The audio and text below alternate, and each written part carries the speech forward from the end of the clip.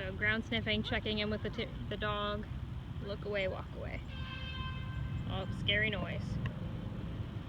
So remember, when you are practicing this, well, your trigger may be this over here. It also includes everything else that is going on. It includes all of those cars, the bikes, the people, horns, everything that is going on around him right now also triggers him.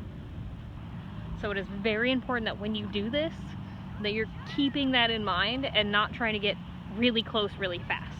You're letting him adjust to these surroundings so that he has the chance to make the right choice. And that's what this is all about, is making the right choices. So he's decided he's going to leave the trigger altogether, or at least our dog trigger. He's going to come over here for a little bit, and that's fine. Follow behind them for a second, right? Especially with, you may not be able to hear, there's a three-wheeler. One of those plastic ones making a bunch of noise. So giving him a second to just kind of be. Go investigate something a little less scary than the dog, so the ATM machine.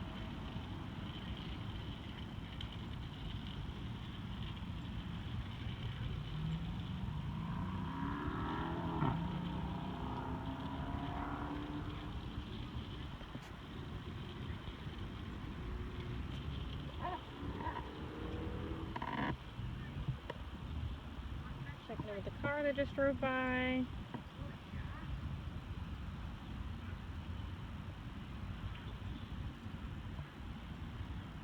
Car, dog, me. So he's making the right choices here. He's deciding, I don't need to stay focused on Spike and wanting to bite him. I need to sniff the ground. Oh, that was scary. Had somebody drive over a curb that scared him. So you notice if something scares him in the environment, he's going to check in with the biggest, scariest monster, which for him is that dog, too, to see if that trigger's doing anything.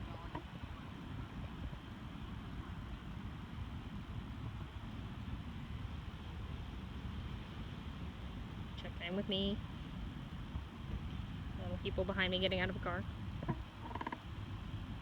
Look at Dad, good job. So again, as we get good at this, you won't need treats, but for right now, because of how many triggers we have, we are going to give treats anytime he checks in with us. So we've got somebody with a car getting out, walking towards the ATM. Call him, call him, call him. Because that's going to get overwhelming. That person doesn't know not to get closer.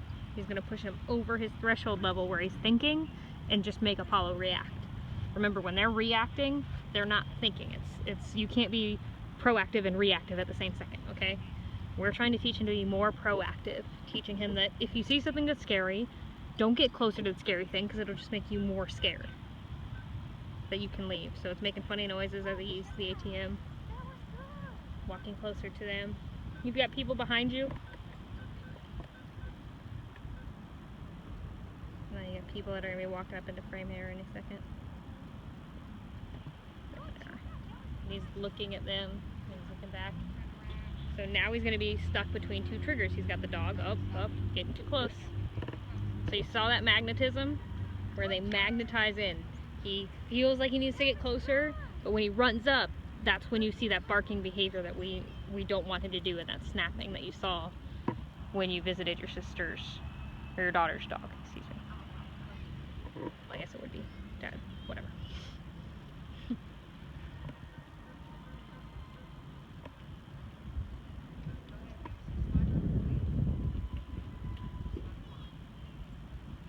Lots of people getting in and out of the car over here, yelling at the game. So, good. So see that low tail? Okay, there we go. If you look at his tail carriage when he's comfortable at home versus when he's out, you see that little curve that was at the bottom? Oh, he's sad. So he's comfortable enough with Dad right now that he's not going to let that dog eat him to turn his back and sit. That's perfect.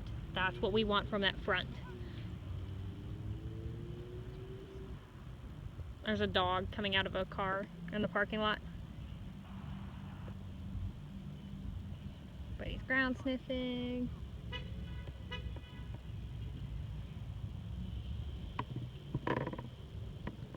So I would walk back over into the trees where you're in the shade, because I don't know where this dog's going. And then I'll bring the water over there and he can have a break.